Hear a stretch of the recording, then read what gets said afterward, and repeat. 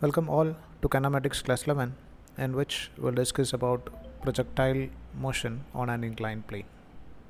So over here, consider an inclined plane which is making an angle alpha with respect to the horizontal, and an object is projected from the inclined plane which is with an initial velocity, let's say that is equal to u, and which is making an angle theta with respect to the inclined plane.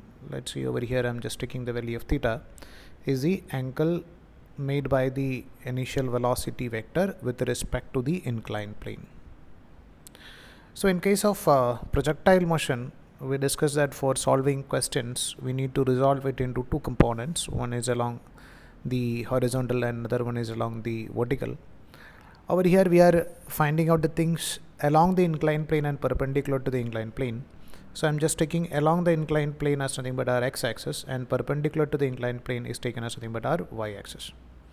So we know that we can first resolve these velocities into its components. So the component of initial velocity along y-axis, which we can take it as nothing but u sine theta, and the component of velocity along the x-axis or along the inclined plane, we can take it as nothing but u cos theta. Now the procedure for solving question will remain the same. First we need to find out the components of velocities and acceleration along x-axis and y-axis. Then by using normal equations of motion we can find out. So let's see what are the components along x-axis, that is along the inclined plane, and y-axis, which is perpendicular to the inclined plane. So as we know that the component of velocity along x-axis, initial velocity along x-axis, that we can take it as nothing but u cos theta, and the component of velocity along y-axis, which we can take it as nothing but u sine theta. Now we can find out what about the value of component of acceleration due to gravity over here. So as we know that this acceleration due to gravity is always acting in vertically downward direction, so we can find out what about the component of acceleration due to gravity along the inclined plane and perpendicular to the inclined plane. As this angle is taken as nothing but alpha, this angle is 90, so we can write this angle will be equal to 90 minus alpha, so this angle is going to be alpha. So you can write the component of g along this direction, which is equal to nothing but g cos alpha, and the component of acceleration, which is along the inclined plane, that we can take it as nothing but g sine alpha. Now as the component of this acceleration along x-axis is in a direction opposite to the direction of our desired x-axis, so I'll put it as nothing but minus g sine alpha, and the component of acceleration along y-axis is opposite to the direction of our y-axis, so we'll put it as nothing but minus of g cos alpha. So we can write the value of acceleration along x-axis and acceleration along y-axis. So acceleration along x-axis is nothing but minus g sine alpha, and acceleration along y-axis we can take it as nothing but minus g cos alpha. So in case of projectile motion, acceleration along x-axis was 0. So the particle was moving with a constant velocity along x-axis, but over here its acceleration is having some component along x-axis as well as y-axis. Now let's discuss how to find out the different things related to this inclined plane. So in the first part we are going to find out what about the value of time taken to reach the maximum height. So as the projectile is moving through a path something like this, so we can say that at this instant it reached the maximum height. Whatever we are saying is maximum height with respect to the inclined plane. So we are going to find out what about the value of time taken to reach the maximum height. As in case of CMOS like projectile motion, over here at the maximum height, component of velocity along y-axis becomes equal to 0, so it will have component velocity only along x-axis at the maximum height. So we can find out the things while taking the calculation along y-axis. So as we know that along y-axis, initial velocity and the value of acceleration. And one more thing that we know that at the maximum height, the value of velocity is equal to 0. So we know the value of initial velocity, which is u sine theta. We know the value of acceleration along y-axis, that is minus g cos alpha. So we can find out the value of time by using that equation v is equal to u plus at. So final velocity along y-axis is 0, initial velocity along y-axis is u sine theta, and acceleration is minus g cos alpha, and time take it as t. Our aim is to find out the value of time only, so we can write this g cos alpha into t is equal to u sine theta. So the value of time can be written as nothing but u sine theta divided by g cos alpha. So you'll use this equation for the calculation of time taken to reach the maximum height with respect to the inclined plane. Now we'll discuss how to find out the value of time of flight, or the value of total time taken by the particle to reach the inclined plane.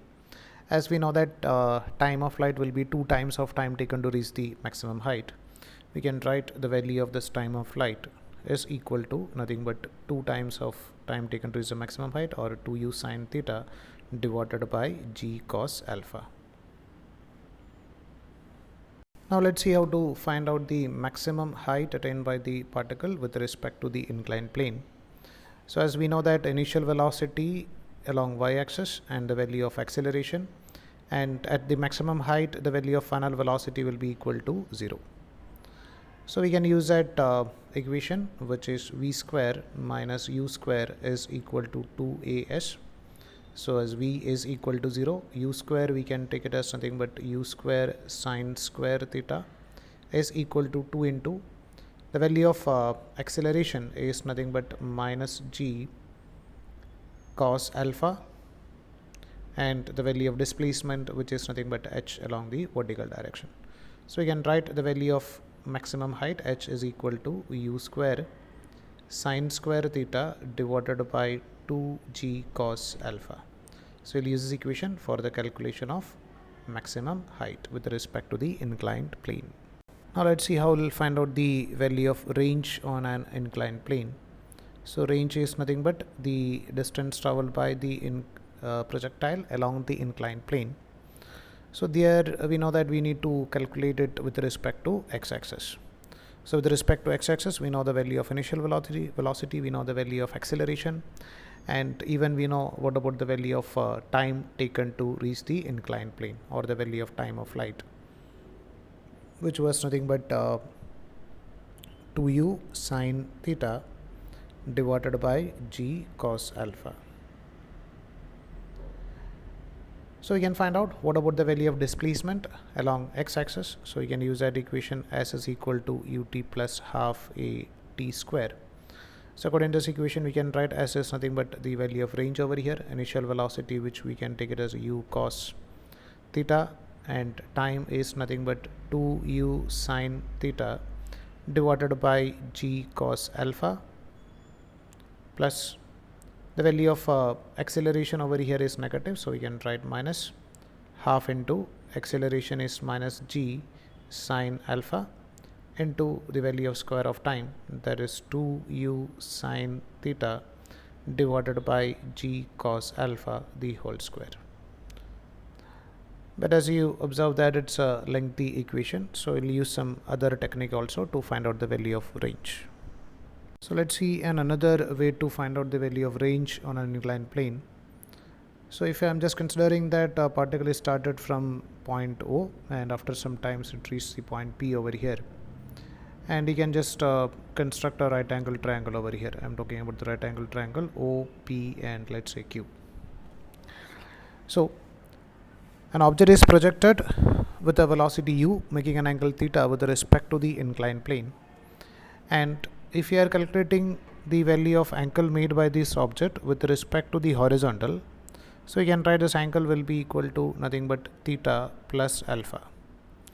So instead of resolving the components along x and y axis, means along the inclined plane and perpendicular to the inclined plane, if you are resolving it along the horizontal direction and along the vertical direction, so you can write the component of initial velocity along the horizontal direction is going to be nothing but u cos of theta plus alpha. So from that information we can find out what about the value of distance traveled by the particle along the horizontal direction when the particle hit the inclined plane again, means as it reaches a point P over here.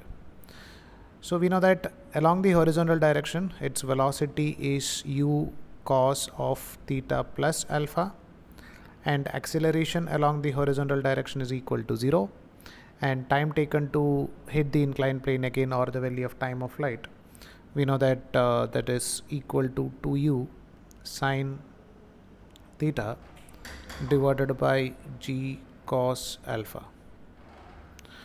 So from this information we can find out the displacement of particle along the horizontal direction, which we can take it as nothing but distance OQ. So I'm talking about this distance, so that we can write displacement is equal to nothing but velocity into time, as along the horizontal direction acceleration is 0. So you can write this distance OQ is equal to nothing but velocity, which is u into cos of theta plus alpha, into time, that is 2u sine theta divided by g cos alpha. So you can write this distance OQ is equal to nothing but 2 into u square into sine theta into cos of theta plus alpha divided by g cos alpha. But our aim is not to find out the value of OQ, but our aim is to find out the value of OP, which is nothing but the range of projectile along the inclined plane. So you can write what about the relation between this OP and OQ. So if I am writing the equation for cos alpha, which is nothing but adjacent side, which we can take it as OQ, divided by hypotenuse, that is nothing but OP. So the value of OP can be written as nothing but OQ divided by cos alpha. So OP is nothing but range, which is equal to OQ. OQ, we know that this is 2u square into sine theta into cos of theta plus alpha divided by g cos alpha divided by cos alpha will get us g cos square alpha. So even we can use this equation for the calculation of a range on an inclined plane.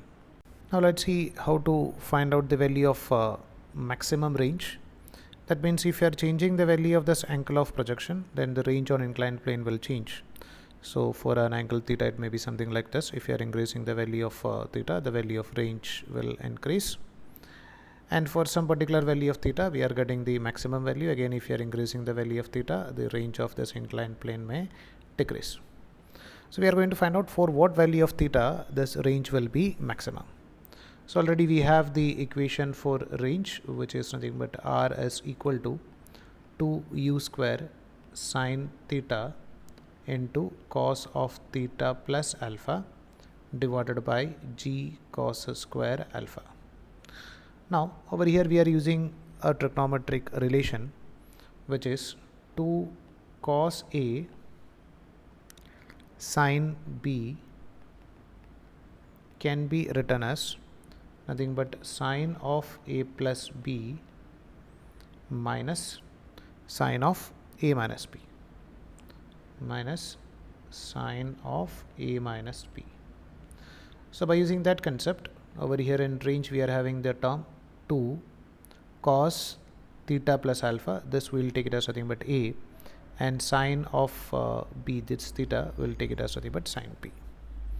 So this equation, that is 2 cos of theta plus alpha into sine theta, while considering this term as nothing but A and this term as nothing but B, we can write it as nothing but sine of A plus B, that is theta plus alpha plus theta, that is 2 theta plus alpha minus sine of A minus B, that is alpha plus theta minus theta, which is nothing but alpha. So you can put this value on our equation for range. So the value of range becomes equal to u square into remaining term, that we can write sine of 2 theta plus alpha minus sine alpha, the whole divided by g into cos square alpha. Now we are going to find out for what value of theta the value of range is going to be maximum. Now according to this equation, we can observe that range will have its maximum value when this term is having its maximum value. And over here the maximum value of sine theta is equal to nothing but 1.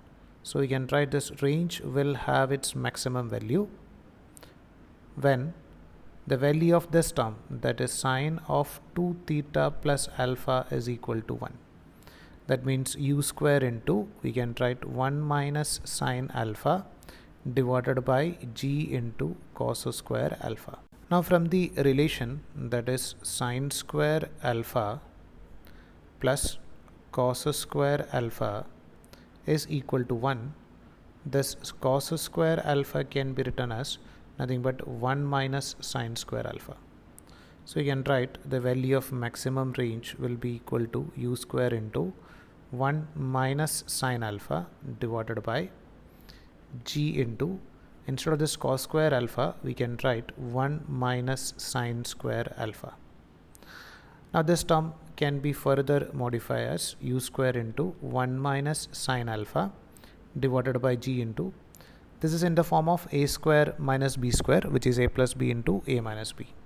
So which we can take it as nothing but 1 minus sine alpha into 1 plus sine alpha. So that we'll be able to cancel these terms over here, 1 minus sine alpha and 1 minus sine alpha. So the equation for maximum range becomes equal to u square divided by g into 1 plus sine alpha. So if an object is projected up the inclined plane, this will be the equation for maximum range. You can remember this equation so that directly we can use it. And for getting this maximum range, the condition was the value of sine of alpha plus 2 theta should be equal to 1. That means this alpha plus 2 theta should be equal to nothing but 90 degree, or you can write the value of 2 theta should be equal to 90 degree minus alpha, or you can write the value of theta should be equal to 90 degree minus alpha divided by 2, or you can write the value of theta should be equal to 45 degree minus alpha divided by 2. So if you are projecting on an inclined plane with an angle theta which is equal to 45 degree minus alpha by 2, then the range will have its maximum value. So it is better to remember these two equations so that directly we can use it while solving problems. Now we'll discuss about the motion down the plane. That means if an object is projected with an initial velocity u, which is making an angle theta with respect to the inclined plane, and this angle of inclination over here is taken as nothing but alpha. So same as like in the previous case, we can resolve this into two components. One is along the y-axis and another one is along the x-axis, or along the inclined plane and perpendicular to the inclined plane. So component of initial velocity along the inclined plane, we can take it as nothing but u cos theta, and its perpendicular component you can take it as nothing but u sin theta. So same as like the way we discussed in case of up the inclined plane, we can write the component along the x-axis and the components along y-axis.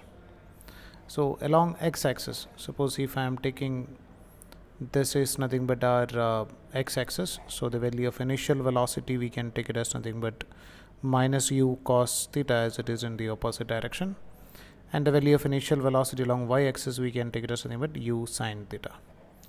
And same as like if you are resolving this acceleration due to gravity into its components, we know that if this g and if this angle is equal to nothing but alpha, we know that this component is going to be nothing but g cos alpha, and the other component we can take it as nothing but g sin alpha.